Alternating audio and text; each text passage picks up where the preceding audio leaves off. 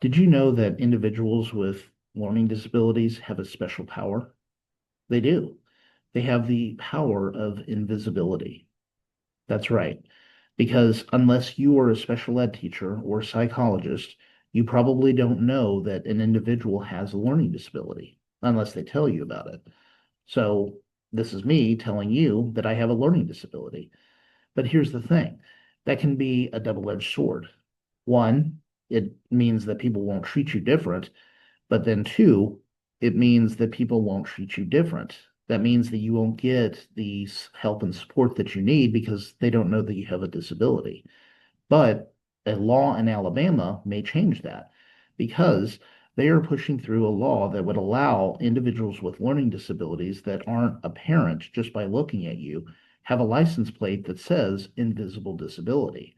And by allowing that to be put on license plates, it would allow individuals with learning disabilities to get special treatment. Now, it doesn't mean that they can get out of parking tickets or speeding tickets, but it does allow law enforcement officers to know that the individual that they're talking with may not necessarily be responding in the way that you want because they're being defiant, but because they have a learning disability that prevents them from talking to you like anybody else. And that's what we're going to be talking about today, invisible disabilities. Today's lesson, invisible disabilities. And because of these invisible disabilities, it can be hard for law enforcement to know who they're dealing with.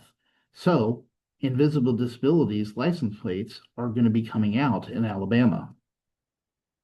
Alabama is proposing a new law that would allow for invisible disability license plates to be available for those that wish to use them. Basically, what it is that it allows individuals with invisible disabilities to have a sticker on their license plate that indicates to law enforcement that they have a disability that the officer may not be able to see. And by doing this, it gives insight to the officer so that they know how to properly deal with the individual.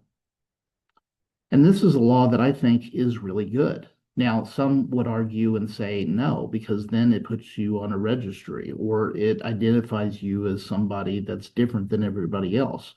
But in a way, that's a good thing because if you get pulled over and you have sensory issues like my son, there may be a lot going on and he can't process everything that's going on. So he shuts down. And when that happens in a police stop, the police officer may think that you're being defiant or belligerent, but that's not the case. It just means that the officer needs to explain why he's pulling him over. After all, individuals with autism, you can't get by with just saying, because I said so. They need to have things clarified and understand why you're saying whatever it is that you're saying, because otherwise they're not going to understand it. They can't process that. And that's why I support this, because I think that it would be helpful. And it's not mandatory. It doesn't necessarily mean that somebody with a invisible disability has to have the license plate, but it gives them the option to do that. So you can avoid situations like this. Aaliyah Rahman was dragged out of her car by ICE. The authorities stated that she was being non-compliant. However, she told the officers that she had a disability. Her lawyer even stated that Rahman was caught in a terrible and confusing position and had nowhere to go. According to Alexa Von Brandt, Rahman's attorney and director of the McCarthy Justice Center. A spokesperson for the Department of Homeland Security disputed that account in an emailed statement on Thursday, saying that Rahman was an agitator who ignored multiple commands by an officer to move her vehicle away from the scene. Now, I don't get political on my channel. I do have political beliefs and I don't mind sharing them, but I don't want my channel to become divisive. However, in this situation, I felt that it could have been handled slightly different because, after all, she did have a disability. Now, the fact that she was telling them that she had a disability should have been apparent. And maybe it was a disability that they couldn't see, like autism. And again, I go back to my son. He has a lot of sensory issues. And if he's in a situation where it's very confusing and a lot of stuff is going on and people are shouting at him, he's not going to respond in the way that you think he should. He's going to shut down, which a lot of autistic people will do.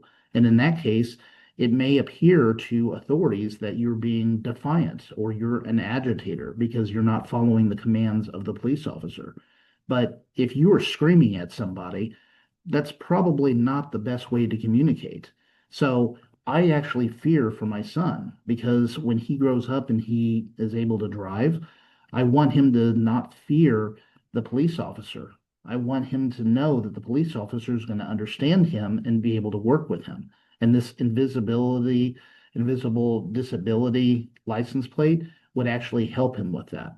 So hopefully Indiana is able to pass something similar to this because again, invisible disabilities don't mean that you should be treated harshly by authorities. It means that the authorities need to go an extra step to help those with these invisible disabilities. And I think that that would be good for everybody. That is, if everybody follows the law. Now, if you liked what you saw, you learned something new, or you're new to the channel, please click that like button. And if you want updates on future videos, feel free to click the subscribe button and ring the bell for updates on future videos. And as always, if you have questions or comments about the video, or there's a particular topic in special ed that you would like me to cover, by all means, please drop a line in the comments section and I'd be happy to talk about it. And until next time, class dismissed.